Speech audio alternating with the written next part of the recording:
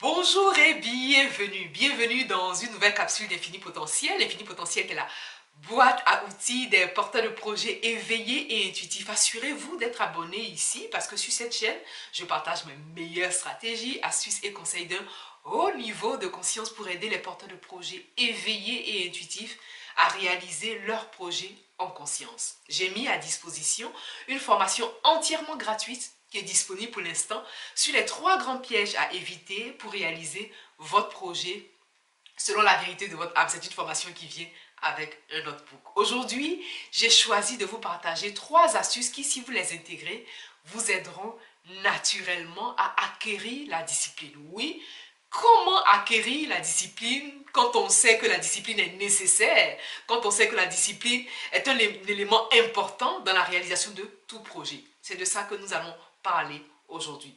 J'espère que lorsque vous regardez les capsules, vous prenez de quoi noter parce que ce sont des informations tellement importantes qui vont vous soutenir dans votre démarche et vous aider naturellement à poursuivre votre projet.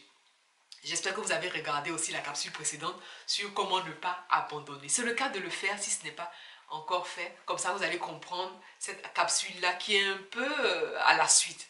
Alors, comment acquérir la discipline? La discipline, ça s'apprend en fait. La discipline, ça s'apprend. D'ailleurs, je prends toujours l'exemple de l'école, parce que l'école, qu'on le veuille ou non, qu'on soit d'une école ou d'une autre, qu'on apprécie ou pas, l'école apprend la discipline. La religion aussi apprend la discipline. Qu'on le veuille ou non, voilà. De toute façon, ce sont des systèmes. L'école, la religion sont des systèmes. Et bien sûr, vous faites bien sûr la différence au point où vous en êtes, vous portez le projet éveillé et intuitif, vous faites la différence entre religion et spiritualité. Puisque la religion est une institution, la religion enseigne aussi, voilà, permet d'acquérir la discipline. Moi, je donne toujours mon exemple. Moi, je me rappelle à l'époque, quand j'étais à Abidjan, tous les dimanches, on partait à la messe. Et donc, tous les dimanches, quand on part à la messe, on développe une certaine habitude, n'est-ce pas? Lorsque vous faites quelque chose régulièrement, vous développez un processus, vous développez un process. Et donc, naturellement, lorsque vous voulez acquérir la discipline, ça fait partie des clés, vous avez un process à développer, sans toute autre forme de transition. Je note toujours les tips parce que j'ai tellement de tips, je les note pour qu'elles soient, pour que ces tips soient structurés. Je note ces clés pour que ces clés-là soient structurées. Et donc, comment acquérir la discipline? La première clé, c'est d'identifier une action pilote. Voilà, moi j'appelle ça une action pilote. Qu'est-ce que c'est qu'une action pilote? Puisque la discipline elle-même est un process. La discipline, oui, acquérir la discipline, c'est vraiment développer un process, c'est un procédé. Et donc, vous allez identifier une action pilote. Une action pilote, c'est une action que vous allez répéter. Ça, c'est la deuxième clé. C'est une action que vous allez répéter pendant minimum 1 mois.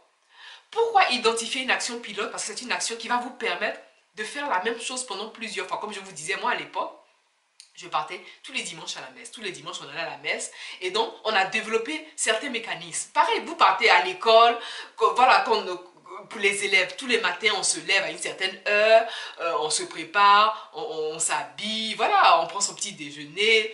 On a un rythme.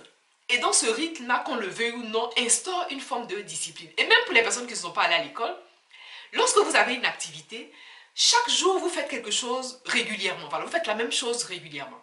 Et donc, identifier une action pilote va vous aider à répéter la même action pendant minimum 30 jours. Pourquoi? Parce qu'au bout de 30 jours, votre cerveau va intégrer cette action pilote-là et ça va devenir une routine, ça va devenir une habitude pour vous. Vous allez le faire sans même vous en rendre compte. Et donc, la première clé, c'est d'identifier une action, une activité ou une action pilote. La deuxième clé, c'est de répéter cette action-là pendant au moins 30 jours pour pouvoir permettre au cerveau d'enregistrer cette action. Et enfin, la troisième clé, c'est d'être patient. C'est-à-dire, pendant ce processus, c'est un process, puisque vous êtes dans un processus d'acquérir quelque chose, vous voulez être patient envers vous-même. La patience va vous aider à poursuivre. La patience va vous aider à continuer quoi qu'il arrive. C'est la raison pour laquelle je vous disais de jeter un coup d'œil sur la capsule précédente où j'ai partagé les clés sur comment ne pas abandonner son projet. Parce que oui, la discipline va vous soutenir. Lorsque vous réalisez votre projet, personne ne viendra vous dire ce que vous avez à faire. Personne ne viendra vous dire de faire ce que vous avez à faire. Bien sûr, vous avez des collaborateurs. Les collaborateurs, c'est pas pareil. Vous avez un assistant, c'est pas pareil. Mais la discipline vous impose une certaine rigueur. Et c'est de cette rigueur-là que je parle dans cette capsule. Et donc vous, porteur de projet éveillé et intuitif, vous voulez développer la discipline qui est un élément fondamental. Vous l'aurez compris, j'ai partagé beaucoup d'astuces sur la discipline d'ailleurs que je vous invite vivement à écouter, réécouter, parce que c'est un élément fondamental, c'est un élément fondateur qui va vous soutenir dans la réalisation de votre projet.